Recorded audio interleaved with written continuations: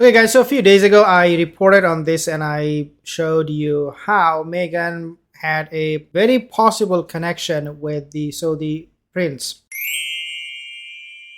And I have reported also in that same video about her connection with Prince Andrew, Jeffrey Epstein. If you investigate Meghan Markle, you will find a lot more. A lot more.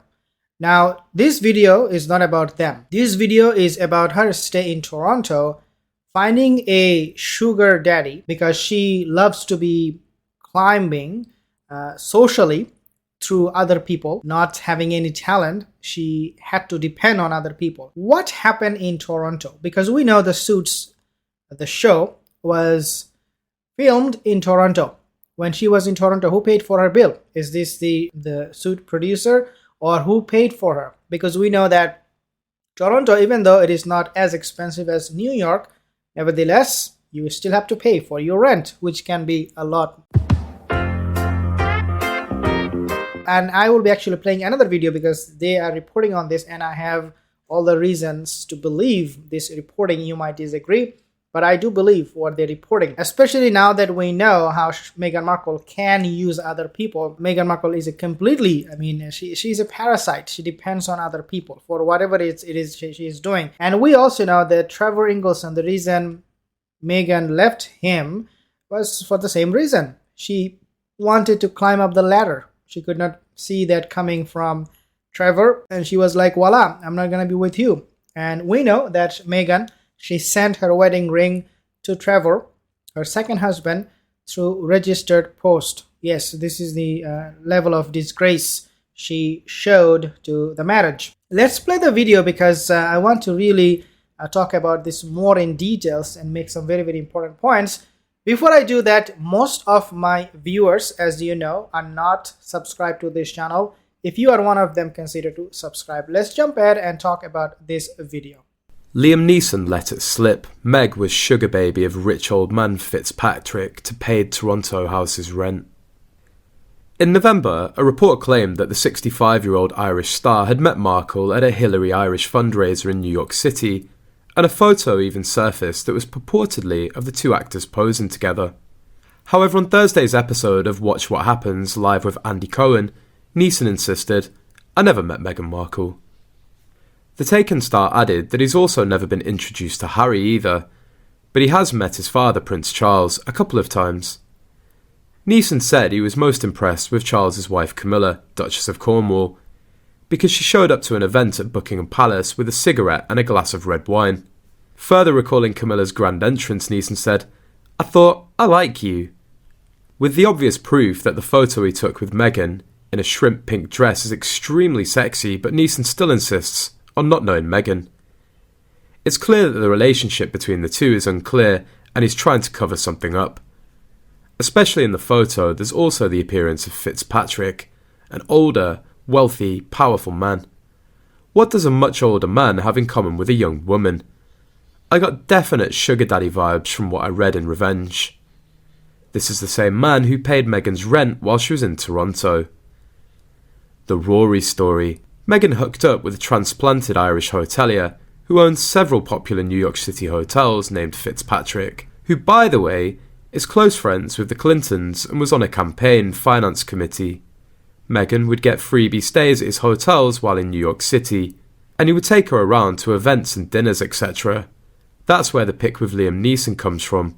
She was at a dinner with Fitzpatrick, who knows everyone Irish. Neeson walked in and Markle got a pic. That's how she met Rory. Fitz introduced her, they had dinner at a restaurant, and then she left and Rory spent the night. One more thing I want to also make mention of. Recently, we have come to know this news from the media where it said that Meghan and Harry, they tried their best to convince the New Zealand Prime Minister in order for her to take a picture with them and be posted on social media showing that they have a good connection with the Prime Minister. Now, the Prime Minister office of New Zealand, they're coming out with this strong statement and very much completely against Meghan Markle and Harry, distancing from them, saying that we did not intend to take a picture with these two. It was actually tricked. The Foundation wanted, the Nelson Mandela Foundation wanted the Prime Minister to take a picture with Meghan and Harry, so that these pictures will be posted, not even with Meghan and Harry, I apologize for that. She wanted these pictures of her, only her, to be posted on Nelson Mandela Foundation. They will use this for the publishing of their books and digital media. That was the only reason, okay? And this is what she said, the New Zealand Prime Minister. But when she went there, she was introduced to Meghan and Harry. And then they took a picture with her and they published it and showing the whole world, look, the Prime Minister is with us. She believes in our cause and that we are united, we are together, we have that much level of reach. Even the Prime Minister is taking picture with us. This shows Meghan and Harry how desperate they are to bring people, to young people actually, to their fold in order to make money and name and fame, all the while when we know all of these are fake. So the New Zealand Prime Minister office coming out, making a statement, distancing themselves from this duplicitous duo. It shows another side of it. I want to make very important point here. Every time you see Meghan and Harry shaking hands with an individual or a group of people, doesn't mean they're their fan, or that doesn't mean these people, they believe in their causes. Whatever they're saying, they agree with them. No.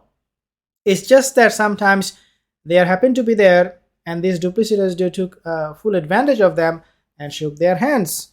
If you see pictures, they are shaking hands with this kind of celebrity or people in head of state or people in position of power, do not be naive to believe, oh, look, this New Zealand Prime Minister, she's a big fan of them. No, that is not the case. In fact, it can be quite the opposite. They might completely disagree with them, but because it is taken in public, the photographer, the cameraman is in public, they're in public, they cannot be like rude. They cannot be, no, I'm not going to be shaking hand with you. That doesn't happen. That is very rude. So in order to avoid those kind of awkward situation, they go along with whatever this duplicitous duo will do. Shaking hands, taking pictures, smiling and whatnot. So when we talk about sugar baby, sugar daddy for Meghan Markle, this all makes sense because this is who she is. She doesn't have any talent to offer, and the only way she can really climb the social ladder is to other people, and this is a hallmark of Meghan. This is why she cut ties with her father, her ex-husband Trevor. She cut ties with everyone, whoever will not support her in that cause. And the only reason she has Doria by her side is because obviously she can use Doria for the race card. Guys, thank you for watching. See you in the next video.